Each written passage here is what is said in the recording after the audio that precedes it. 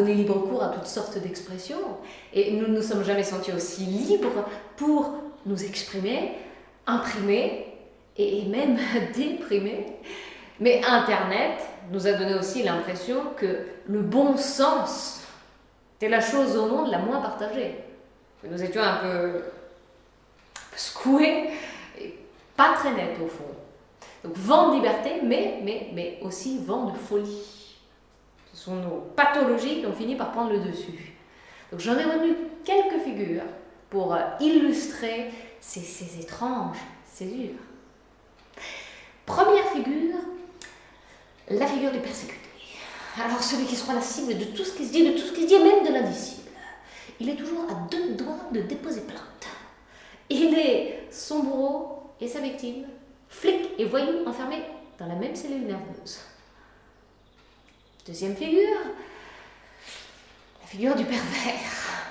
Alors c'est le trublion parfait qui a un malin plaisir à ramasser des pots qu'il a lui-même cassés.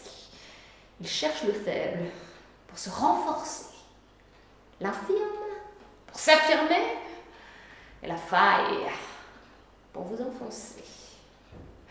Troisième figure, parano. Alors, c'est celui qui se prend pour Dieu. Il est à la fois le Père, le Fils et l'Esprit malsain. Il sait tout, il est là pour vous le faire savoir. Il peut tout, et vous n'y pouvez rien. Vous n'étiez pas au courant? Maintenant vous l'êtes. Quatrième figure, le pointeur. C'est un violeur. C'est un violeur qui vous fera payer le fait d'avoir été violé, d'avoir été enfant et subi toutes sortes d'attouchements au niveau du corps et de l'esprit. Son plaisir, vous nuire. Son désir, vous voir faillir, comme il a failli. Cinquième figure, le paltoqué. Alors, le paltoqué, c'est la folie ordinaire la plus répandue, celle du prétentieux insignifiant.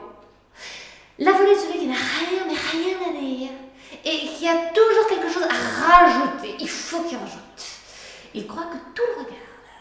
Et parce qu'il a besoin en fait d'être regardé, il ne peut s'empêcher de s'incruster entre la chair et l'ongle. Sixième figure, et le pathos. Le pathos. Alors, le pathos, c'est celui qui déduit et réduit tout aux affections. C'est le sentiment qui dégouline, le sentiment qui juge ou déjuge ceux qui ne partagent pas le même sentiment. C'est la nouvelle fable, la raison du sentiment est toujours la meilleure. Pour ceux qui n'ont jamais vu ou vécu d'amour heureux. Septième figure, c'est la figure du peureux.